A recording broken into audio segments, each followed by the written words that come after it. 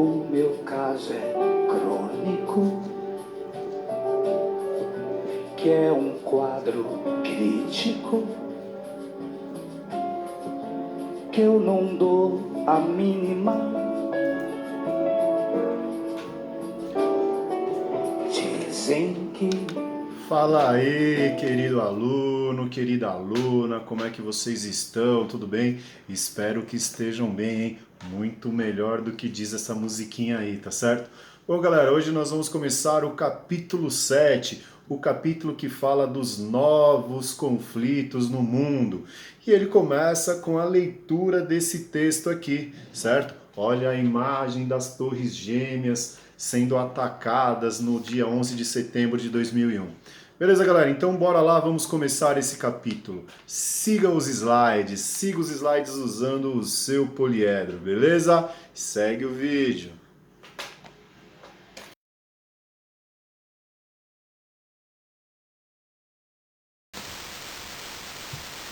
Nós vamos começar o capítulo 7, denominado Novos Conflitos, pelo texto de abertura na página 122. Eu espero que você leia esse texto e depois responda as duas perguntas. Bom, mas antes, vamos pensar um pouquinho. Durante a Guerra Fria, nós vimos um conflito entre os Estados Unidos e a União Soviética, dois Estados-nações. Na primeira metade do século XX, nós assistimos à Primeira e à Segunda Guerra Mundial, que era uma guerra travada entre países, basicamente de país contra país. Quando começa o novo milênio, quando começa o século XXI, a gente começa a assistir não mais um conflito de país contra país. A questão agora, como diz o Rântico, vai ser um choque entre civilizações. Então, muitas vezes, a gente não sabe contra quem nós estamos lutando. Dessa forma, fica mais difícil você combater nessa guerra porque você não sabe onde está o seu inimigo, porque ele usa do terrorismo como forma de combate. Então, nesse novo momento, o que nós vamos assistir é esse choque das civilizações em que, muitas vezes, o Estado atua contra um inimigo que não é um outro Estado. Nesse conflito, então, a gente vê que, por não ser um conflito, muitas vezes, entre Estados, nós não temos uma disputa entre militares. E nesse ponto, muitas vezes, a vítima, o alvo, acaba sendo a população civil. Então, é a população civil que acaba sofrendo com as principais consequências dessa nova fase. Tanto quando ocorre o atentado terrorista, como no momento em que o Estado vai combater esse terrorismo, como aconteceu com os Estados Unidos, no Afeganistão ou mesmo no Iraque. Muitas vezes, os ataques acabam atingindo a população civil. Estamos agora na página 124 e vamos falar do conceito de terrorismo e a escalada da violência. O que é o terrorismo? Todo mundo já ouviu falar em terrorismo, não é mesmo? Mas qual é o seu conceito? Bom, o terrorismo é o ato de causar terror nas pessoas usando a violência física ou psicológica, com o objetivo de intimidar uma sociedade e impor ideologias fundamentalistas, seja ela de natureza política, religiosa ou qualquer outra. Os ataques terroristas têm o objetivo de gerar mais pânico na população, ou até mesmo no governo. Geralmente, são baseados em questões religiosas ou políticas extremistas. As pessoas que defendem essas ideologias e que praticam o terrorismo são chamadas de terroristas. O terrorismo aparece hoje como uma nova forma de conflito. Nós não temos mais, ou temos até em determinados lugares, mas não é uma regra, aquela disputa entre Estado contra Estado. O terrorismo ele aparece como uma nova forma de você confrontar o seu inimigo. Pensa comigo, algum Estado seria capaz de tentar invadir os Estados Unidos, de iniciar uma guerra atacando os Estados Unidos hoje? Não, Todos os confrontos que os Estados Unidos se meteram foram realizados no território do inimigo. Pensa no Vietnã, pensa no Iraque, pensa no Afeganistão. Nenhum Estado ousou atacar os Estados Unidos, a não ser sob a forma de terrorismo, né? Que foi o que nós assistimos algumas vezes, por exemplo, no atentado terrorista do 11 de setembro contra as Torres Gêmeas. Não foi um ataque do Estado contra os Estados Unidos da América, e sim de um grupo terrorista, no caso a Al-Qaeda. Dessa forma, não havia como os Estados Unidos retaliar um Estado por esse ataque. Mas, na verdade, a partir daí os Estados Unidos iniciam uma ação de combate ao terrorismo que nós vamos ver nos próximos slides. Bom, os atos terroristas eles são praticados por grupos, algumas vezes até por estados, né? Outras vezes por indivíduos, quando eles são realizados individualmente, né? A pessoa, o indivíduo, ele promove por conta um ataque. E nós assistimos alguns ataques terroristas dessa forma, né? Por exemplo, quando uma pessoa ela pega um carro, uma van, um ônibus e sai dirigindo para matar pessoas que estão ali passando numa ciclovia, como aconteceu na França. Dessa forma, individualmente ou em grupo, planejado ou não, os ataques terroristas eles têm por finalidade causar pânico na população e atingir o Estado.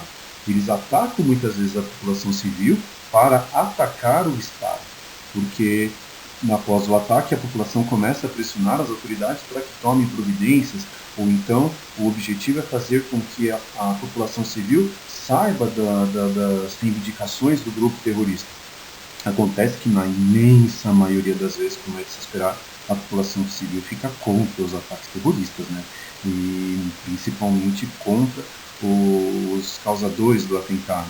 Então, se você quer chamar a atenção, quer ganhar aliado, não acredito que o terrorismo seja a melhor forma de você conseguir isso, né? A não ser que você esteja buscando o apoio de radicais, de pessoas que são democráticas, de pessoas que acham que a opinião do outro não merece ser ouvida, esse tipo de coisa, né, galera? E aí, cansou? Então vamos aos nossos intervalos comerciais.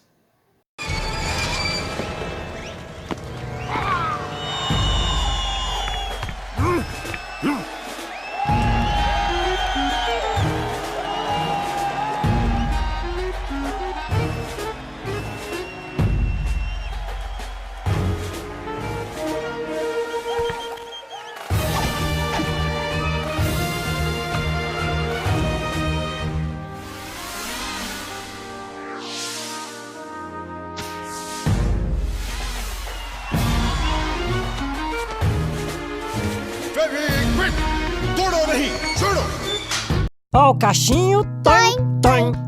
Eu nasci com cabelo enroladinho, um monte de cachinho na cachola, oi, toim.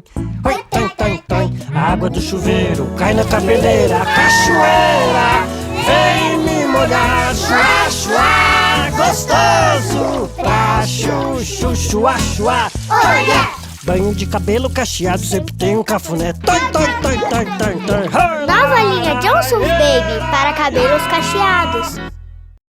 O terrorismo é um tipo de ataque que não é uniforme, não é coeso.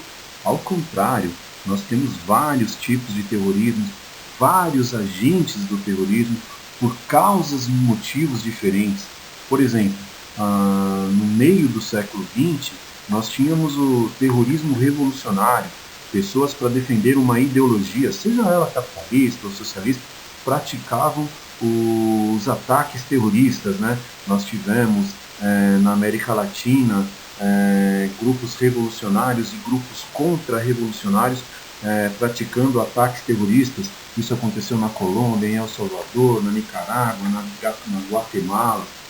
Nós temos também o terrorismo por questões nacionalistas, como aconteceu na Espanha com o ETA, na Irlanda com o IRA, embora o IRA tenha também uma questão religiosa importante.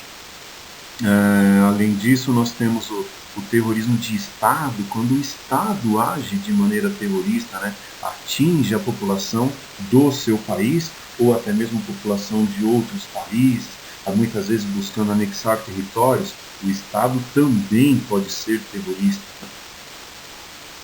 Temos o terrorismo de organizações criminosas, como a máfia italiana, o cartel de Cali, de Medellín, na Colômbia, a Al-Qaeda, que nasceu na Arábia Saudita, mas que cometeu ataques terroristas em vários lugares do mundo, né, nos Estados Unidos, na Espanha. Temos também o terrorismo islâmico, quando a motivação do ataque terrorista é uma questão religiosa. Nós temos, por exemplo, a questão do extremismo, os jihadistas, que apelam para o terrorismo como uma forma de luta, uma forma de espalhar e disseminar o islamismo. E claro que muita gente que segue a religião islâmica, a imensa maioria delas, não está de acordo com esses ataques terroristas, né? Muita gente diz que o islamismo é amor e não é ódio, é paz e não é guerra, mas esse radicalismo religioso nós encontramos no islamismo, mas também encontramos em outras religiões do mundo. Por exemplo, hoje nós temos budistas atacando muçulmanos lá em Myanmar. Nós temos uma briga entre muçulmanos e hindus ali na região da Caxemira, entre Índia e Paquistão. Então esse radicalismo religioso não é só uma característica do islamismo, nós temos ele em outras religiões também. Estamos agora na página 125 e vamos falar do terrorismo por motivação nacionalista. Na formação dos Estados-nações, como nós conhecemos e nós falamos hoje, né, do Estado moderno, nós temos que muitas nações têm o seu próprio Estado e nós temos alguns Estados que têm várias nações no mesmo território, tendo como base um governo central.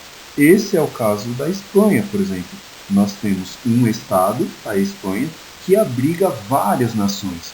Por exemplo, o povo basco, os catalães e entre outros. Bom, citei esses dois casos porque são dois casos que buscam por a sua total independência em relação à Espanha. E o caso do País Basco é ainda mais notório, porque ali se formou um grupo terrorista chamado ETA, que na língua basca significa Pátria Basca e Liberdade. E durante muitos anos o ETA cometeu uma série de atentados terroristas. Na atualidade, o país vem deixando o terrorismo de lado, vem entregando as armas, como a gente pode ver num vídeo que eu vou colocar no link ali para vocês assistirem, falando do ETA entregando as armas e abandonando o terrorismo como forma de luta.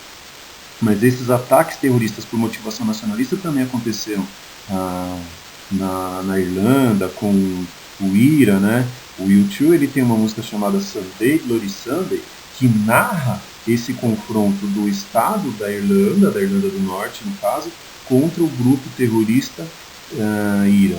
Além do IRA, além do ETA, nós temos outros casos também de ataques terroristas.